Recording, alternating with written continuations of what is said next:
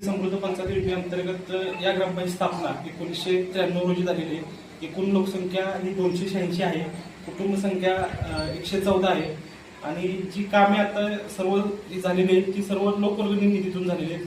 ग्रामपंचायत उत्पन्न अत्यंत कमी असल्याने लोकांच्या सहभागाने आणि माननीय वसंतरावजी मानकुरे भाऊ यांच्या मार्गदर्शनाखाली व त्यांच्या संकल्पनेतून या गावचं कामकाज मुख्यमंत्री समृद्धी योजनेत सुरू आहे। त्यातून संपूर्ण कार्यक्षेत्र हे CCTV अंतर्गत आलेलं आहे।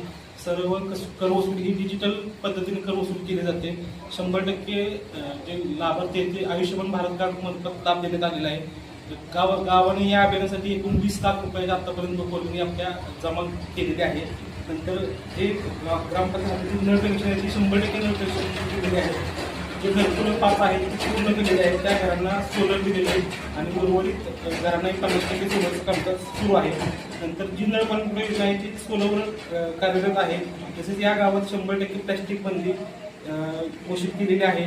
तसेच या गावाने 400 वृक्ष लागवड ही आवळीच्या जातीचं केलेली आहे, त्यामुळे आवळीचे गाव म्हणून आम्ही संकल्पना पुढे राबवत आहोत। आमच्या सर्व गावांना विचार करून या अभियानामध्ये सहभाग घेण्याचं ठरवलं।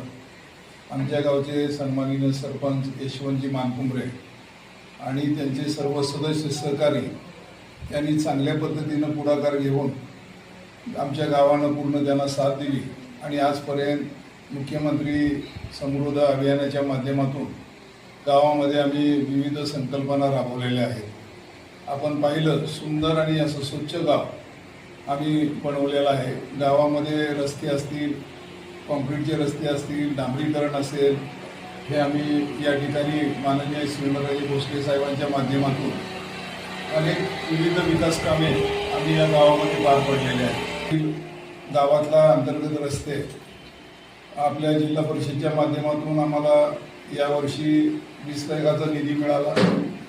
श्रीमंतराजे भोसले साहेब यांनी आम्हाला जवळ 1 कोटीचा निधी दिला आणि यापूर्वी आपण पाहिलं आमचं गाव हे पुनर्वसित गाव आहे। आमचं गाव हातगेकर धरणामध्ये पूर्ण बाधित गाव आहे आणि हे कावडी गाव आमचं पूर्णतः बाधित झाल्यामुळं आम्ही नवीन गाव वरती गावाच्या वरती या ठिकाणी वसवलेलं आहे। सुंदर त्याचं प्लॅनिंग आम्ही केलेलं आहे। देवळं बाकीचं सगळ्या पद्धतीनं हे आपण पाहिलं, घरांची रचना, हे सुंदर काम आमच्या गावानं आम्ही पुढाकार घेऊन हे बनवलेलं आहे आणि म्हणून अशा पद्धतीचं पहिल्यांदाच नवीन गाव वसवणं एवढं सोपं नाही, पण ते सुद्धा आम्ही सर्व शासनाच्या माध्यमातून माननीय श्रीमंतराजे भोसले लोकप्रतिनिधींच्या माध्यमातून स्वतः मी जिल्हा परिषद सदस्य असल्यामुळं वेगवेगळ्या माध्यमातून या गावामध्ये